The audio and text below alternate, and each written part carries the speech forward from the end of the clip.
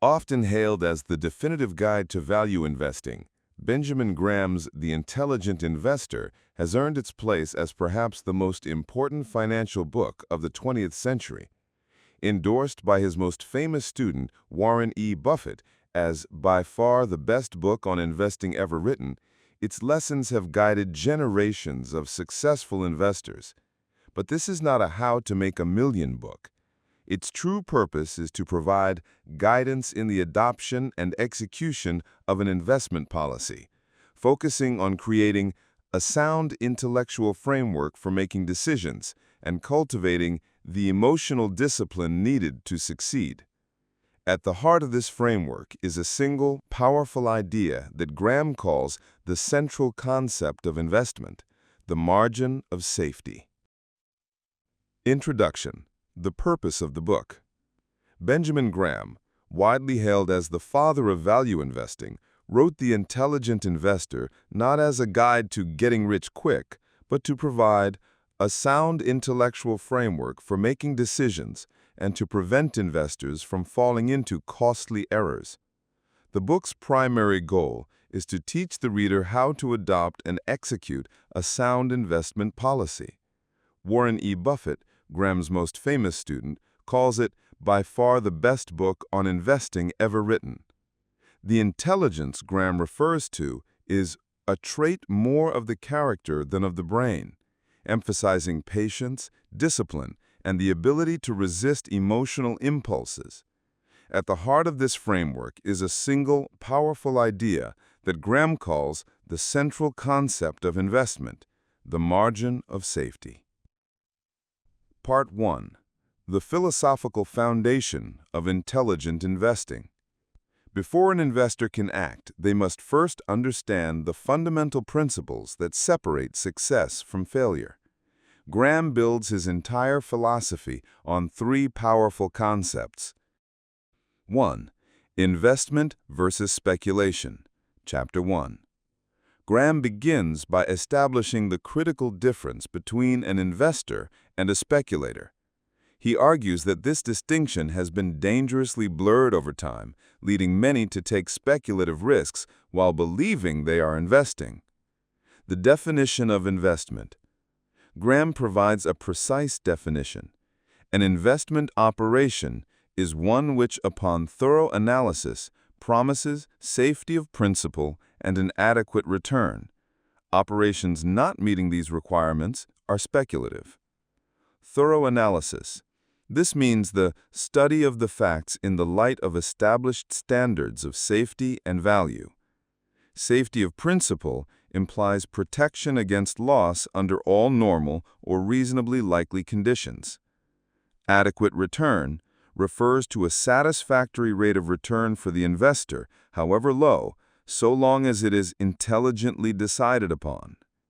The nature of speculation. A speculator's primary interest is in anticipating and profiting from market fluctuations. They buy a stock because they think it will go up, not because the underlying business is sound or undervalued. Graham warns that this is the exact opposite of sound business sense. Managing speculation. Graham acknowledges that some speculation is unavoidable and even necessary for markets to function. However, for the individual, he provides strict rules. Never speculate when you think you are investing. If you wish to speculate, set aside a small, separate portion of your capital in a dedicated mad money account. The amount risked should be strictly limited, and you should never add more money to this account just because your speculations have been profitable. 2. The investor and Mr. Market. To explain the proper attitude toward market volatility, Graham introduces his famous allegory of Mr. Market. The parable. Imagine you are a part owner in a private business with a partner named Mr. Market. Every day, Mr. Market, who is a manic depressive, offers to buy your share or sell you his at a different price. Some days he's euphoric about the business's prospects and names a ridiculously high price. On other days, he's terrified about the business and offers a ridiculously low price. The investor's advantage. You, the intelligent investor, are under no obligation to trade with him. You're free to ignore his daily quotes. You should only transact with him when his mood serves your interests. You should be happy to sell to him when he quotes a high price and equally happy to buy from him when his price is low. The central lesson: the true investor's chief problem, and even his worst enemy, is likely to be himself. You must not let Mr. Market's moods, his irrational optimism or his unjustified pessimism, dictate your own emotional response or your investment decisions. For the investor, price fluctuations have only one significant meaning. They provide him with an opportunity to buy wisely when prices fall sharply and to sell wisely when they advance a great deal. 3. The margin of safety. Graham calls the margin of safety the central concept of investment. It is the single most important principle for ensuring sound results. The definition: the margin of safety is the favorable difference between the price you pay for a security and its indicated or appraised value. For example, if a stock is worth $1 and you buy it for 60 cents, you have a 40-cent margin of safety. Its purpose is rendering a necessary and accurate estimate of the future. It provides a cushion to absorb miscalculations or bad luck. If you have a large margin of safety, you do not need to be precise about the future. You only need to be approximately right. Application to bonds. For a bond, the margin is the amount by which earnings cover interest charges. For a railroad bond to be investment grade, for instance, it should have earned its total fixed charges more than 5 times over a period of years. Application to stocks. For common stocks, the margin lies in an expected earning power considerably above the going rate for bonds. A stock's value can also be compared to its net asset value. The most easily identifiable bargain is a stock selling for less than its net working capital alone, where the buyer pays nothing for the fixed assets. Diversification.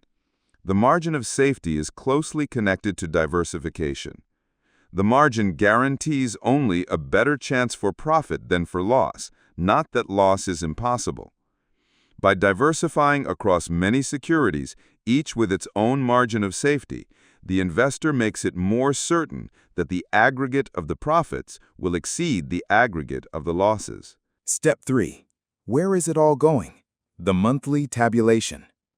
At the end of each month, you will take the data from your daily tracking and organize it. Step 3 is the monthly tabulation. You create spending categories that are unique to your own life, rather than using generic budget categories. For example, instead of just food, you might have groceries, lunches at work, and special occasion dinners. This provides a humbly detailed and personal portrait of your spending habits. After totaling the money spent in each category, you convert that dollar amount into hours of life energy, using the real hourly wage you calculated in Step 2. An $80 expense on magazines might now be seen for what it truly is: 8 hours of your precious life energy. Step 4. 3 questions that will transform your life. This step is the heart of the program. For each of your spending categories, you will ask yourself 3 profound questions every month. Did I receive fulfillment, satisfaction, and value in proportion to the life energy spent? You will mark each category with a plus, minus, or 0 to indicate your answer. Is this expenditure of life energy in alignment with my values and life purpose? This question pushes you to think about what truly matters to you beyond material consumption. How might this expenditure change if I didn't have to work for money? This question helps you identify job-related expenses and begin to imagine a life of freedom. Consistently asking these questions naturally and painlessly reduces spending. You begin to spend less, not out of deprivation, but because you are consciously aligning your spending with your true fulfillment and values. Step 5. Getting it out in the open. making life energy visible. In this step, you will create a large wall chart and hang it somewhere you will see it every day. On this chart, you will plot two lines, your total monthly income and your total monthly expenses. This chart serves as a powerful, simple, and visual feedback system. It makes your financial progress tangible and keeps you accountable and motivated. Watching the gap between your income and expenses widen over time provides a huge sense of accomplishment and keeps you focused on your goal of financial independence. Step 6. Valuing your life energy, minimizing spending. This step is about consciously lowering your expenses by adopting a new definition of frugality. The book argues that true frugality is not about deprivation, but about enjoying what you have and getting the maximum fulfillment from every hour of life energy spent. The chapter offers 10 sure ways to save money, which are principles rather than specific tips. They include, don't go shopping as a form of entertainment. Live within your means by waiting until you have the money to buy something. Take care of what you have to make things last longer. Wear it out instead of constantly upgrading. Do it yourself to learn new skills and save money. Research value and quality to make intelligent purchases. Meet your needs differently by finding creative, low-cost alternatives. Step 7. For love or money, valuing your life energy, maximizing income. This step focuses on the other side of the equation, your income. The book encourages you to separate the idea of work, purposeful activity, from paid employment, which has the sole purpose of getting paid. Since money is your life energy, you should value your time and seek the highest pay consistent with your health and integrity. This is not about being greedy, but about respecting your finite time on this planet.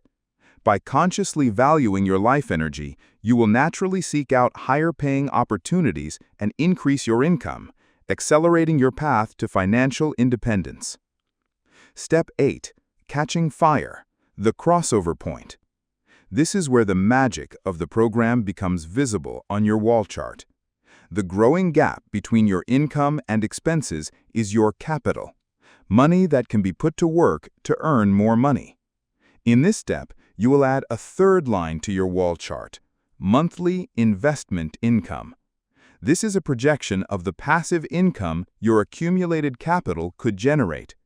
This new line will eventually intersect with your monthly expense line. This intersection is the crossover point. At the crossover point, your monthly income from investments is enough to cover your monthly expenses, meaning you are financially independent and no longer have to work for money.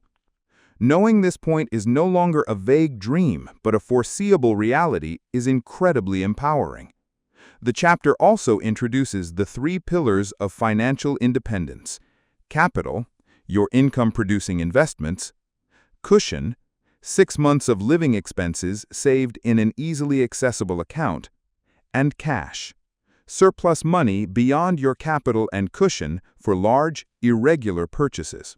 In conclusion, the timeless wisdom of the intelligent investor can be distilled into a single, powerful idea. Investment is most intelligent when it is most businesslike. Graham teaches us that success in the stock market does not come from trying to predict the unpredictable, but from controlling what we can, our own behavior. Throughout this guide, we have seen that the investor's chief problem, and even their worst enemy, is likely to be themselves. Through the disciplined application of the margin of safety, a steadfast refusal to be ruled by the whims of Mr. Market, and a clear distinction between investment and speculation, any individual can protect themselves from substantial error and develop policies with which they will be comfortable. As Graham memorably concludes, to achieve satisfactory investment results is easier than most people realize. To achieve superior results is harder than it looks.